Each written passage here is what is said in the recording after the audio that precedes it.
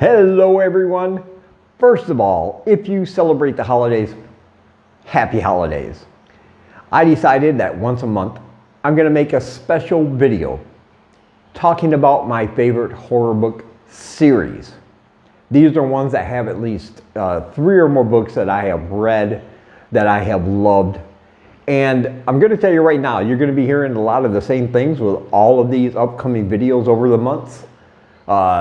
Great characters, great story, lots of chills, lots of thrills, lots of terror.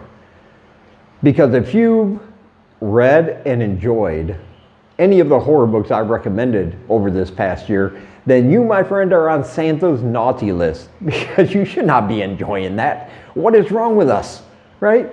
So we're going to give Santa a little kick in his old eggnog sack there and give you this.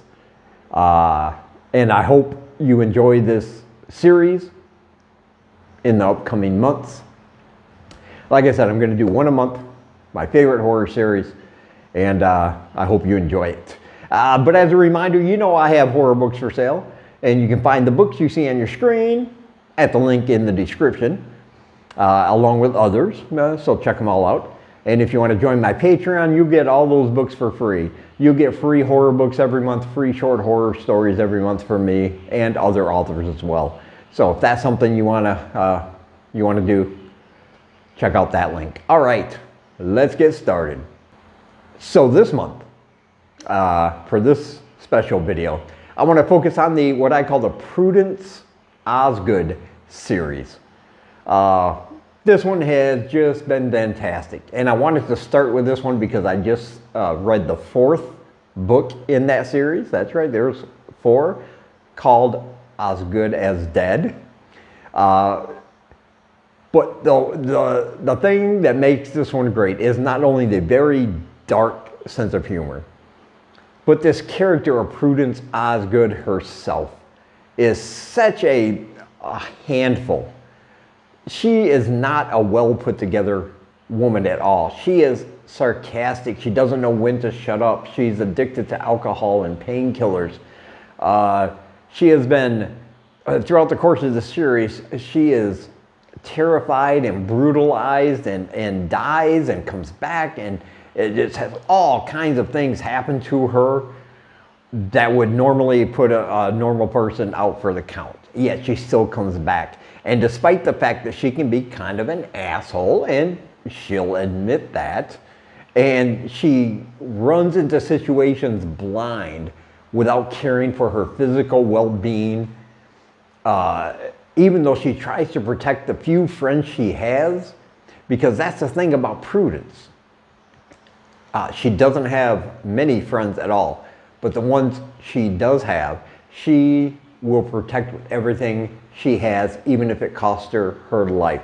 So this makes her one of those characters that can be antagonistic, but she is such a great protagonist because it's easy to sympathize with her and what she has been through.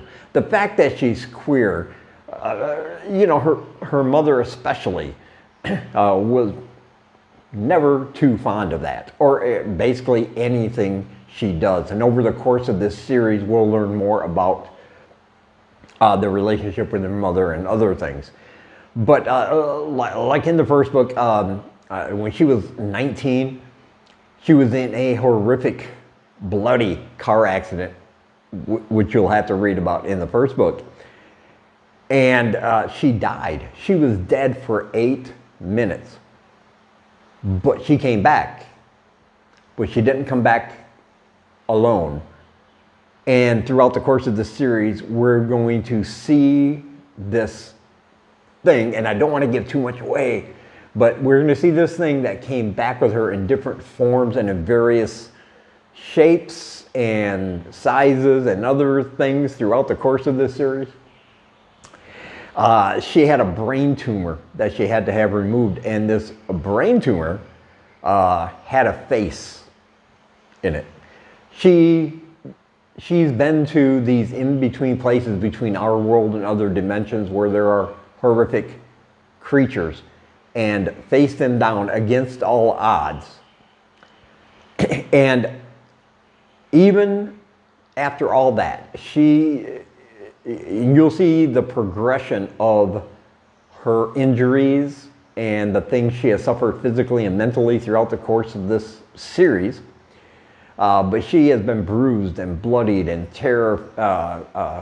terrorized and just, I mean, when you think about it as a whole, she is a pure survivor despite all odds, because she runs into these situations, as I said, without really thinking it through, and yet she somehow manages to survive.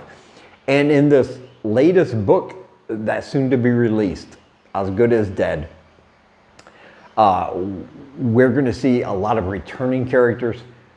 We are going to see this thing that came back with her after the events of the first book in a different kind of light. Some questions from this series are going to be answered. But then the ending of this last book, and I'm not going to tell you what it is, but that just gave me hope for the future, that there's going to be more of this series, because I know this author is not going to leave me hanging like that. That's all I'm going to say about it. I'm not going to tell you what happens, but I'm like, oh, what? Like when I read the ending of this book, I was like, no. There better be another one, buddy, or I'm coming for you with nothing. I got nothing. But I hope there is, because this one is just that good. And all these books do cover, I mean, her and her lover / girlfriend, on again, off again, and that relationship crumbles in one book and resurrects itself in others. They have this really head-butting kind of relationship. Her and Prudence and her girlfriend, or wannabe love interest, and another guy named Zach, Audra, and Prudence. They make up this team of paranormal investigators called the Spectral Inspectors. And that's going to be key in some of the things that happen during these books, because they're kind of successful. They have a fan base. And even those two characters, Audrey and Zach, are just fantastically well written. Like if this author ever wanted to do a spin-off of either of those characters, I would be all for that. And normally I'm not a fan of that, taking secondary characters and trying to make them the star, but these are so well written. I would love to hear more about Zach, and you're going to see this relationship between Prudence and these two other people, and how it relates not only to their paranormal group, but emotionally and mentally, and sometimes even physically.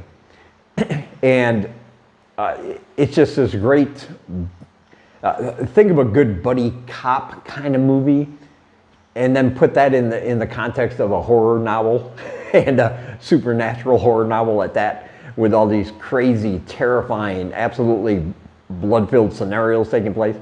And you'll know what I'm talking about, if you can imagine that.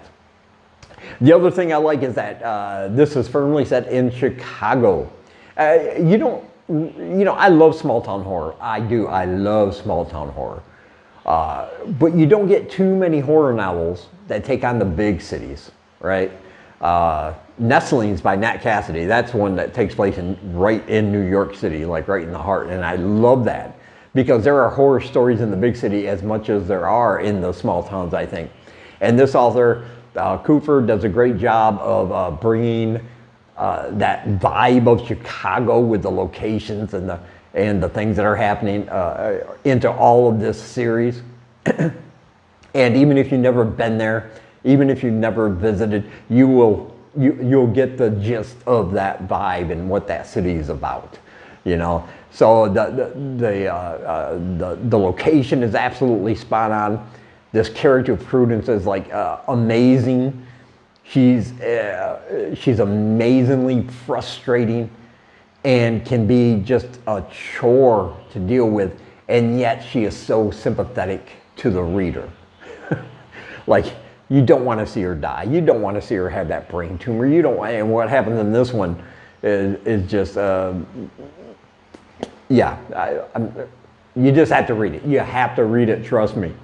But yeah, it was absolutely perfect when it comes to this series. And like I said, the ending left room for a lot more. Yeah, I cannot recommend this series enough. It is one of my favorite horror book series. And I will leave a link down below where you can pick up the latest one. But underneath that link on Amazon, you'll see where you can pick up the whole series. And I definitely recommend it. I mean, seriously, start at book 1. Don't waste any time. Start at book 1 and go all the way through so you can be caught up, and you will just be transported to this world and this amazing story, these horrific adventures and supernatural things that are going on. And underneath it all is that dark sense of humor that only Prudence can bring with her attitude. I mean, some of the lines and some of the things she comes up with are just completely awesome. And you'll find yourself chuckling, and then you'll find yourself squirming once you find out the situations she puts herself into. It's not for the faint of heart, I should say. Yeah, I highly recommend it. I love this series. Check out the link down below and start your adventure today. And as always, I want to say thank you for taking some of your time and spending it here with me. Until we meet again, keep reading spooky, my friends, and happy, scary Christmas.